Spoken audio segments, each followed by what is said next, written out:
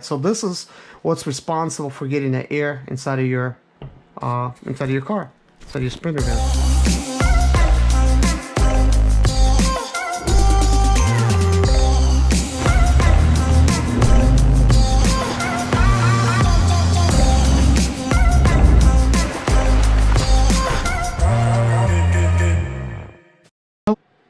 Hello and welcome to another day with Zimaleta. Today I'm in my garage, and as you can see I got a lot of sprinter parts in here. So for those of you guys that's new to the sprinter world and you're trying to basically find help, you have found the right channel for that. I'm one of the few people that actually does this on YouTube, and by my viewers I was told I was the only one that do it. But I know there's other sprinter videos out there, but apparently nobody is as consistent as I am with actually uploading and being dedicated to sharing all the sprinter knowledge. So over here I got like a lot of very common components. I don't have all of them, but basically this is the ones that I had like in my shop over here. And I am in my garage right now, so I'm gonna like go through each component, and I'm gonna first tell you what it is, and I'm gonna make basically videos on explaining what each of them does, potential problems, solutions, how to remove them and stuff like that. So I'm gonna have a lot of videos and stuff to follow. So anyways guys, let's basically tackle which one. Let's actually start with the blower motor and a blower motor resistor. So let's actually put this down here, and hopefully we could actually settle in. Gonna grab a chair so that we're not gonna be like actually interrupted about with all the other stuff. So let's see here, hopefully we got the right view here. So anyways guys, this is a blower motor right here. What is a blower motor? Blower motor is basically what's actually getting your air to blow inside of your sprinter. And when you turn on the air, you got the cold and you got the hot air blowing, stuff like that. So this is what's responsible for getting the air inside of your car, inside of your sprinter van. Adjusting my camera here. Good thing I have a an actual you could, let's see here if I could point it up. You could see that I have an iPhone set up, so you could actually see. I could actually see kind of like what's going on, kind of. Probably should stick this in front of me or something. I'm still trying to get acquainted with the proper setup. That way, when I'm making a video, you're actually seeing what I'm seeing. So, okay. So, anyways, let's say your blower motor starts blowing only on one speed, the lowest and the highest setting. And it is actually done by this blower motor resistor. This is actually the root cause of the problem. When this thing fails, and you could kind of see this is kind of like old, and I don't know like what fails in these things. I actually have a pretty good idea what fails, but it's kind of like buried deep down in here. You could kind of see there's different kind of connectors there, so some of the stuff maybe becomes blown out, kind of like a fuse. You could clearly see with this blower motor resistor here, there is some kind of resistor here, or whatever it's called. You guys maybe correct me in the comments. I don't know all the terminology to all the parts, but I kind of have a, you know, a good understanding with the sprinters and stuff by having a 12-year experience in messing with my own. But you could clearly see there's 4 different pins here. So obviously speed 1, 2, 3, and 4. So in the middle, you cannot kind of see what's going on. But over here, you could clearly see you got that big resistor kind of going right across.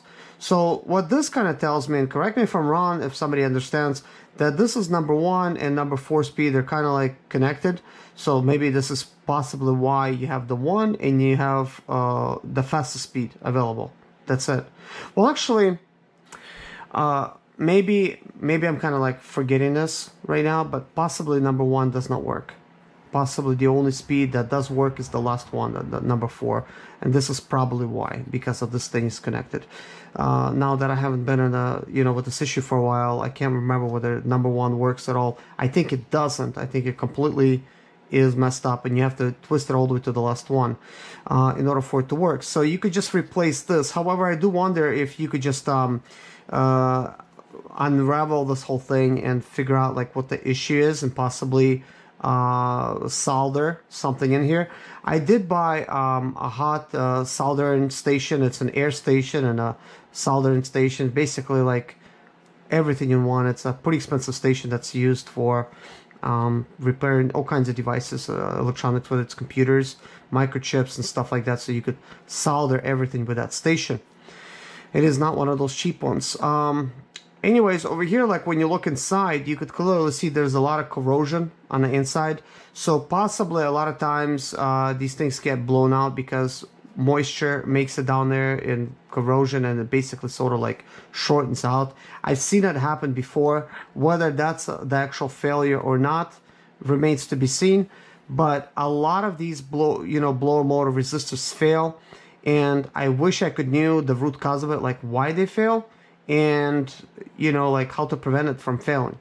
But obviously it's a component that it was made in order to fail, unfortunately. To replace it, it's fairly easy. This thing is actually located kind of like to the right of the blower motor. You could kind of see this thing in there, get up here, I guess it would be like down in there like that, like inside of your tube. And then this thing would be plugged up, like in a pipe. So you could kind of see it kind of like over there. So there's an electrical connector here. And I've seen it, I've showed this in a video before, and you just basically, you could push this and kind of like slide it to like one way and then basically pull it out of there. And, these grooves, they kind of like, they go in, kind of like, they slide in with these here. And once you like press it, it releases itself, and then you could pull it out, put another one in. Usually you'll have a good blower motor. But let's say your blower motor resistance is good and your actual blower motor actually goes out on your Sprinter, then in that case, you're just gonna need to replace a whole blower motor. Now, these things are not cheap. I don't know what this thing cost at Mercedes, but you're probably looking at $500, $800. So what I'm going to do is I'm going to try to find one that's an aftermarket, and I do recommend aftermarket stuff because your Sprinter is probably, with lots of miles. And if it does have a lot of miles, it is definitely a good thing to, to try to save some money and getting stuff aftermarket, because then it means if 5 items fail, you could afford those 5 items instead of just buying one thing and then, basically, let's just like imagine this. Let's say you got a budget of $500 and this thing costs like $500, and now you popped it in your Sprinter, and that's it, you're out of $500. But if you bought this thing for like $150, now you have $350 remaining. You could buy other things, for your Sprinter. And it's definitely worth not buying the original, especially if you're tight on cash. But now, when this thing does go out, obviously it does not spin. The first signs of this thing going out, you could kind of hear that it's screeching and scratching, like it does all kinds of things like that. It is possible, it's probably possible to rebuild it. Now, I don't know that for sure. I think I'm going to ask my buddy Mason, and he's a brother. He's basically like a brother to me, and he understands how to rebuild these. Well, not these, but he does have experience rebuilding blower motors actually for like homes and stuff, because he does HVAC for a living, and he knows his stuff.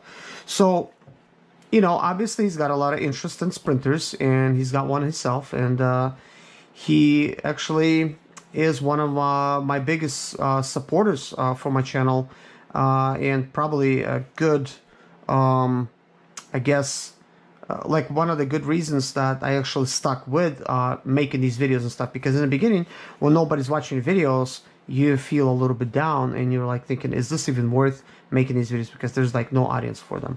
But apparently there is, and I'm glad to be like one of the few people that actually does them. Now, whether Mason knows if you could rebuild this or not, if you could tell me, here's what I did, guys. I actually removed this plastic housing here. This is kind of rusted now, and I don't know if I'll be able to remove this, but I'm not going to really attempt to do it now because possibly I'm going to break it because it's rust, and you know, it'd be good to like press it out. But what I have done is I did actually remove it, and I also removed all the housing, and I'm gonna actually show you guys this eventually in the video, and maybe I'll show you my rebuilt version of this. I rebuilt it for 50 bucks. Now I'm gonna try to find these things at a good cost, maybe like $100. I'm gonna try to see if I could find them on Amazon, if somebody else sells them. But I rebuilt it using it myself, guys. Just buying like a $50 motor, like I brought this motor in, and I bought like a replacement motor, and I used its original housing, and I did this when I was living in Florida, like back in like 2009. That's the way I first started saving money for my 2002 Sprinter, because I could not really afford to put a lot of money into it. Now, that's why I keep these things, because maybe there's a possibility of actually rebuilding it by disassembling this thing, but it's also a good possibility that you might actually break it in the process. I can't remember how easy this thing came out to begin with, and what did I actually do to press it out. Like, it's really... my memory's kind of faded a little bit. This is probably why it's a good idea that I record these videos, because sometimes, even I forget some of these procedures and how they're supposed to come out and stuff. But I know actually I've removed it before. I first removed this fan here, and then I was able to free the actual motor from inside, and I used the original housing. I stuck the motor in there, put this back, and I didn't have any glue at the time. What I did actually to secure this thing back into place, I actually put some Bondo right on it and stuck it in there, and it actually, Bondo becomes pretty much plastic, and I guess it welded itself to the plastic and filled in its little gaps. So it was a really, really tight fit. I would like to see if I could, like remove this. So anyways, guys, I was able to find some pliers. These are not my favorite pliers, but this would work, and I found a flathead screwdriver. I believe what I did is I actually held this thing down, and I tried to like rotate it to try to basically just get the plastic loose, but I don't think it's really working for me right now.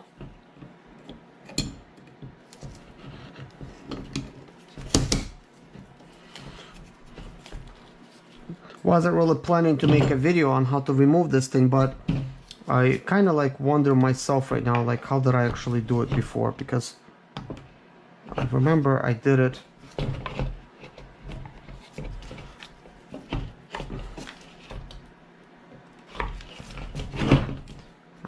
But in order to remove it, I guess I'll need to like first soak this thing, and once this thing is ready to be removed, I'll actually make a video on that. But right now it's just not ready. It's got like so much rust on it,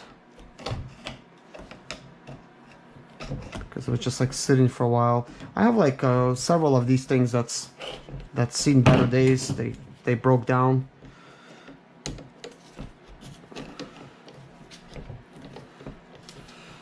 And maybe the one I had, who knows, maybe that blower motor, it was actually loose or something.